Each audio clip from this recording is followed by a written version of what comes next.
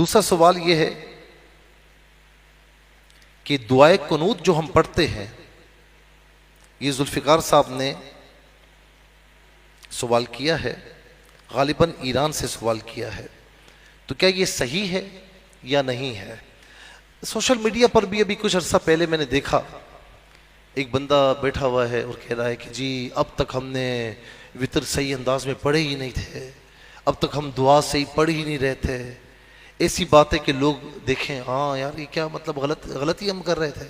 ایسا کچھ بھی نہیں ہے۔ علماء جو آپ کو سمجھاتے ہیں بالکل صحیح سمجھاتے ہیں۔ اور جو سوشل میڈیا پر یہ بھی آیا کہ جی 3 رکعت وطر میں دوسری رکعت میں بیٹھنا نہیں ہے، ایسا بھی کچھ بھی نہیں ہے۔ دوسری رکعت میں آپ تشہد پڑھیں گے، یہ واجب ہے، یہ واجب ہے۔ اتحیات پڑھنے کے بعد پھر آپ کھڑے ہو جائیں گے اور اس کے بعد جو ہے وہ سورہ فاتحہ اور سورت کی تلاوت ہوگی۔ اس کے بعد دوبارہ تکبیر کہتے ہوئے آپ نے ہاتھوں کو باندھ لینا ہے۔ اب اس میں جو دعائیں مذکور ہیں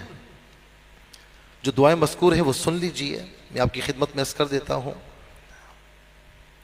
ایک دعا تو یہ ہے کہ جو ہم پڑھتے ہیں، اللہم انا نستعینک ونستغفرک ونؤمن بک ونتوکل علیک ونثنی علیک الخیر ونشکرک ولا نکفرک ونخلع ونترک من یفجرک اللہم ایک نعبد ولک نصلی ونسجد وإلیک نسعى ونحفظ ونرجو رحمتک ونخشى عذابک ان عذابک بالکفار ملحق۔ یہ دعا بھی ہے۔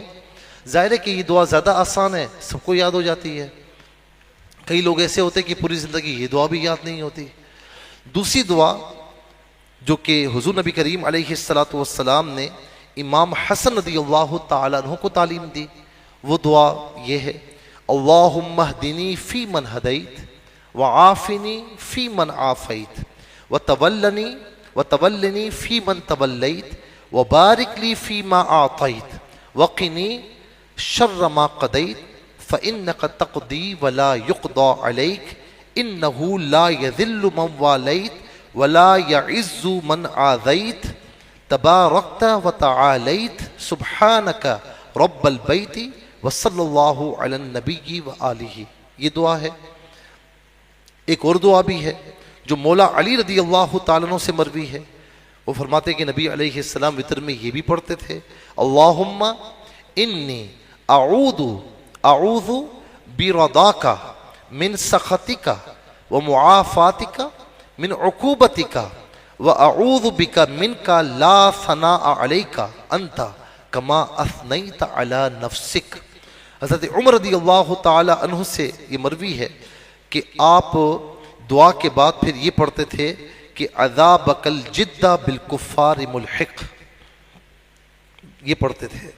اور اس کے بعد پھر یہ بھی پڑھا کرتے تھے، اللہم اغفر لی وللمؤمنین والمؤمنات والمسلمین والمسلمات وألف بین قلوبہم واصلح ذات بینہم وانصرہم علی عدوک وعدوہم اللہم العن کفرۃ اہل الکتاب الذین یکذبون رسلک ویقاتلون اولیاءک اللہم خالف بین کلمتہم وزلزل اقدامہم وانزل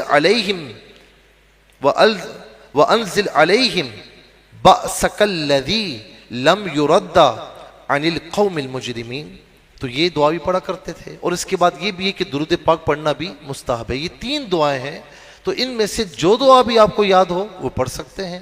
تو عام طور پر وہ آسان دعا ہے، وہ پڑھ لیتے ہیں، اور جسے وہ دعا بھی یاد نہ ہو تو سورہ اخلاص بھی پڑھ سکتا ہے۔ اس لیے یہ کہنا کہ جی اب تک ہم غلط دعائیں پڑھتے تھے، اب تک ہم یہ کرتے تھے، ایسا کچھ بھی نہیں ہے۔ حضور نبی کریم علیہ السلام سے یہ 3 دعائیں منقول ہیں، تو یہ 3 دعاؤں میں سے کوئی دعا پڑھ سکتے ہیں۔ یہ یاد نہ ہو تو آپ سورہ اخلاص بھی پڑھ سکتے ہیں۔ اللہ تبارک و تعالی ہم سب کو عمل کی توفیق نصیب فرمائے۔